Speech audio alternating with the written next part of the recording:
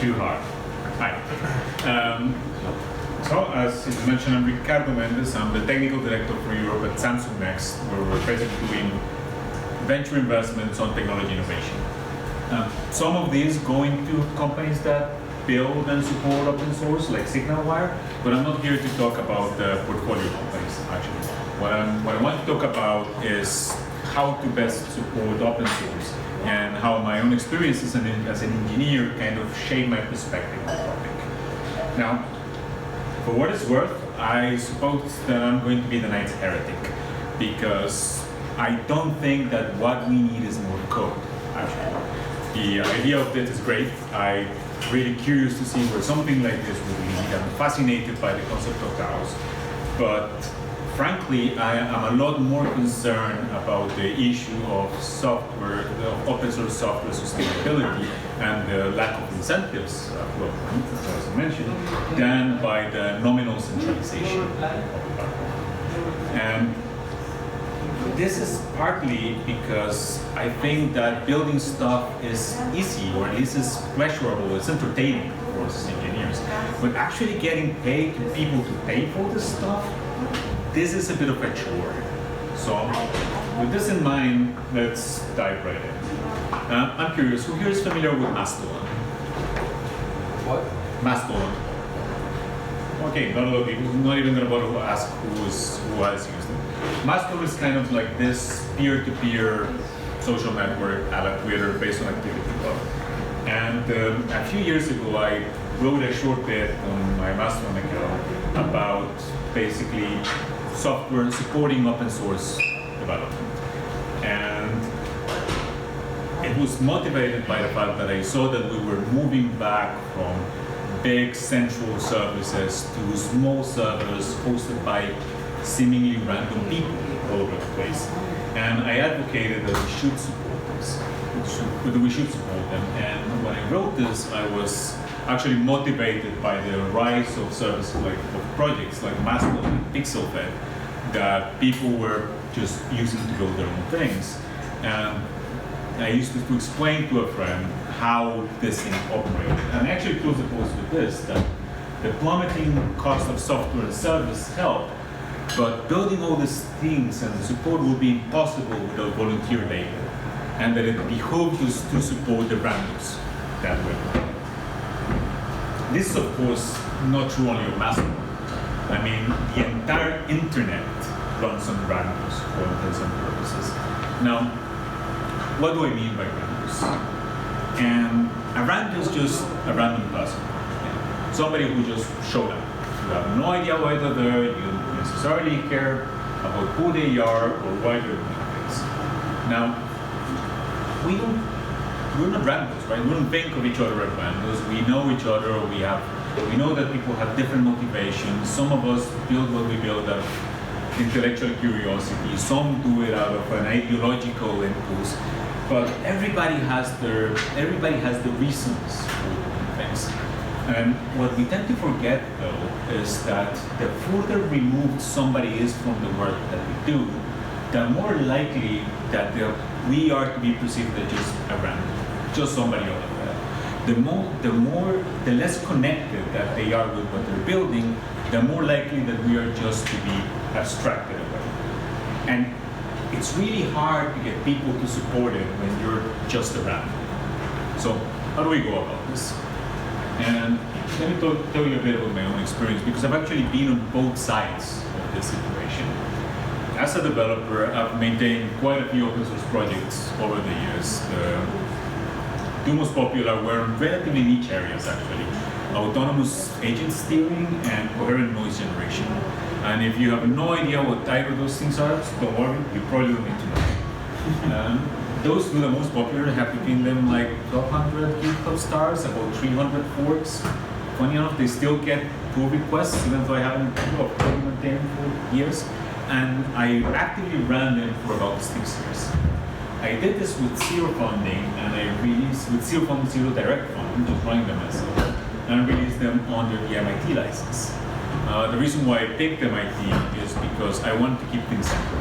But for people who were adopting them and for myself, I didn't want to be fielding any licensing questions or anything like that. I just wanted to remove friction from it. And we're going to get to friction a little later. Funny thing is that I did well enough with these projects, not directly, but they brought a significant amount of business for my company.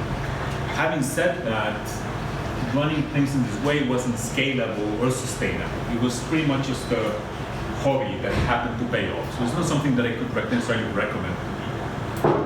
And on the other side, at Samsung Next, I just ran the Stack Zero grant, which was a grant focused on projects, on non-commercial projects, on doing open source software for research on the area of decentralization.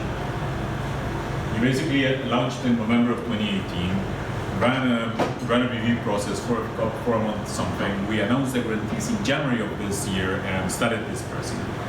With this project, we awarded about $500,000 on 9 different projects, which is nice and all, but I'm not saying this to pat our own back. I'm saying this because it's a prime case that we can analyze or how this can or cannot help. Because we disperse this money, and then what?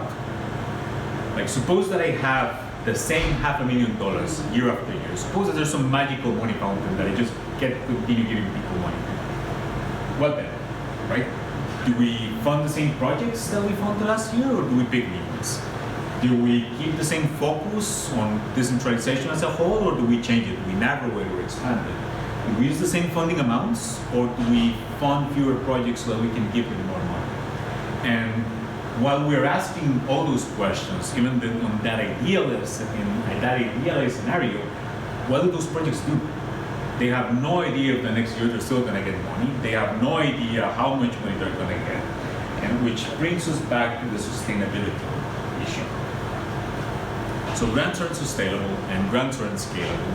But more importantly, if you care about the long-term sustainability of this issue, of this industry, like I do, we need to acknowledge that long-term disruption will not come out of grants. Now, I did not come up with this line. Actually, Gonzalo Pestaña just said this to me a couple nights ago, but I intend to flog the hell out of it, actually. Now, and if you have any doubts if this is an endemic issue, I would strongly recommend that you check Andre Medeiros' open source software below the poverty line. It's a really interesting study. He picks 58 projects and then reviews how much funding they get on Patreon and Open Collective through the year, and then tries to figure out if they could pay or what they could pay their full-time contributors for that year with the money that they get. And the results are abysmal. 53% of the projects don't even get enough money to pay their full-time contributors a salary that is above the poverty line in the US, which is defined as about $12,000 for a single individual under 65 years old. So 53% of those projects are not even able to pay $12K per person. An extra 31% are below industry averages. Industry average being something like 60,000. We're not even talking Silicon Valley salaries here. So that is 84% of the surveyed projects, and there's some pretty visible ones in there, like Prettier and Electron, that could not pay a decent living wage to their contributors. There's even some egregious cases here, like who here is a Java developer by any chance? No? Okay. There's the Java library called Jolatime. It's basically an open source library. It helps deal with a whole bunch of insanity that comes out from dates and time zone conversions. It's pretty much the industry standard because the one that's included with Java completely sucks. And Jolatime gets exactly $0 a year. And yes, there are a few very visible projects out there like Vue.js and Webpack where they would be able to afford to pay their own developers a six-figure salary, but there's some massive imbalances. You have, it's not even visible here, but there's Core.js, a JavaScript library. Core.js has about, from what he counts, has about 2.5 million dependencies. Core.js gets $16,000 of funding a year. On the other hand, we have Babel up there. Babel has only 350,000 dependencies, and Babel, on top of everything else, depends on Core.js. So Core.js is fundamental infrastructure for Babel. Babel, on the other hand, gets $350,000 of funding a year. The interesting thing there is that this goes back to what I was saying earlier. Core.js is an abstract dependency that nobody touches. Babel is a visual civil project that people interact with directly. Therefore, Babel gets more popular. Now, keep in mind actually that being a project like Babel or Mastodon, who are up there in the green bubbles, being able to pay their salaries the industry standard, this doesn't really mean you haven't made. Because this just means that that year they've got enough money to fund themselves. It doesn't mean that they're going to be able to get the same amount of money next year. It means absolutely nothing about the future of the project. Now, clearly we have some room for it. But I think that before we expect the industry to come in and fund us somewhere, we need to improve some things ourselves as open source developers. And I think the first thing that we need to get better at is figuring out why somebody would want to give us money in the first place. Because we can't expect this just to happen. I mean, remember those two projects that I mentioned that I didn't charge for? The funny thing is that they brought a significant amount of business to us over the years. And there was no particular reason why they did that. I mean, I released them under the MIT license, which asks for absolutely nothing in return. If anybody hasn't read the MIT license, basically it translates very succinctly to take the software, use it, don't blame it if it burns down your house. That's pretty much it. The libraries were very clearly modularized. Even if I say so myself, they were well documented. And on top of that, I released a couple projects with usage examples just because they kind of doubled as my test environment. And I did all of this just to remove adoption friction because I wanted people to use it. Now, this had basically all the ingredients for people to just take. You know, companies could just have grabbed them, run with it, pay me no mind whatsoever. But still, there we go. But still, game studios came to me for some reason and asked me to help them build things. And I didn't really figure out why for the longest time. I didn't really think too much of it. And until about last year, actually, a good couple years after I had stopped supporting those libraries, when I saw this great talk by Luis Villa from TideLift, which he delivered at Monkey Draw 2018 in London, called Friction, Sustainability, and Open Source, where he argues that making something frictionless is great for adoption because it means that more people are going to use it. But frictionless also means that if people just get the things and use them without any issues, they don't need to think of you at all. And one of the other things that he mentions that helps adding friction are licenses, software licenses, for instance. MIT license is pretty frictionless, you just take it and you use it. Whereas the GPL license would add friction in case somebody wants to use your code, but then release it on a closed source application. So he does provide some suggestions of how to add friction to improve this, but that still doesn't explain the case of why I got paid. And I realized after thinking about this, just when I was writing this talk, in fact, that I kind of got lucky. I just happened to stumble upon a source of friction, which was that using the components, finding the components was easy enough, putting them together was trivial, but figuring out the right behavior took significant work. And this is because getting just the right behavior from all these autonomous agents, depending on the configuration, on a set of variables and parameters that you needed at least a certain familiarity with the concepts to get. So it was, if you were a game studio, it was easy enough to take the components, figure out that they work, but not to actually get the right value. And at that point, if you're against the deadline, it's easier to pay somebody that actually knows the stuff to get it done really quickly than it is to continue figuring it out. So this was a sort of friction that I hadn't realized was there, which actually benefited me. So I suspect that if we are to support ourselves as open source developers, we need to figure that out. We need to figure out what is the source of friction that costs you nothing, that doesn't hinder adoption, but that can still help you. Because friction is one of the few things that actually makes people think about the people behind the software that they use. Friction stops you from staying around. Now, suppose the ideal scenario. Suppose that people know who you are, people associated with the software, you're a household name. Well, you still can't take your phone. I just got a 3-minute warning. So I'm just going to recommend you that you check this case of Superwelcos, who is basically one of the driving forces behind Zcash. Zcash is partially VC funded, but mostly funded by basically 20% of the issuance of every Zcash mine. And this only lasts for years, meaning that it will stop in 2020. And Zuko is already reaching out to the community more than a year in advance to argue why this should continue. And he also in a very humble fashion. He puts other people first, he tells the community that this wouldn't exist without them, but he still explains why he thinks that Zcash is a positive force for humanity as a whole. And he's not just outlining the rationale for why Zcash should continue to exist. He's making an emotional argument to reach the point, which is also something that we need to get better at.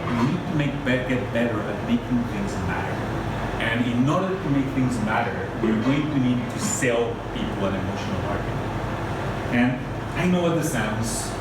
Developers don't like the word sales. It sounds sketchy. It's not something that we really enjoy doing. But those skills have a value. And if we want to support ourselves doing open source software, we're going to have to listen to learn them, because emotional appeal ends up being as important as the rationale for how to use something. And if you don't believe that this is the case as an engineer, think of OpenSSL. Everybody in the industry intellectually knew that OpenSSL wasn't good. That's why we used it in the first place. But it wasn't until April 2014 and Heartbleed that people felt a punch in the gut of not knowing if the software was secure or not because the project wasn't supported. It was the emotional impact of the Heartbleed that actually made OpenSSL get to. Because to get funding, you need to stop being perceived as a backward. So you're going to need to sell to someone, whether it is your boss on letting you open source some contributions, whether it is the community actually using your software, or whether it is just the people that you actually want to read. Now, one last thing before they kick me out of here. Quick question for you. Who here has ever donated their own money to an open source project?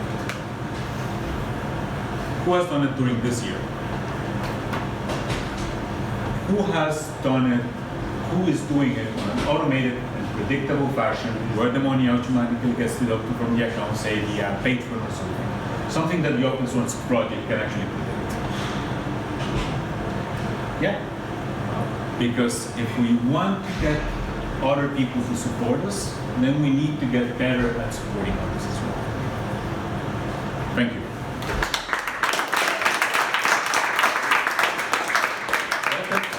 Questions after. One question, I will take it down. One question? Absolutely clear. Excellent. Good enough. Good enough. All right, so then I would warmly welcome the next speaker, which is Marvin from ditCraft.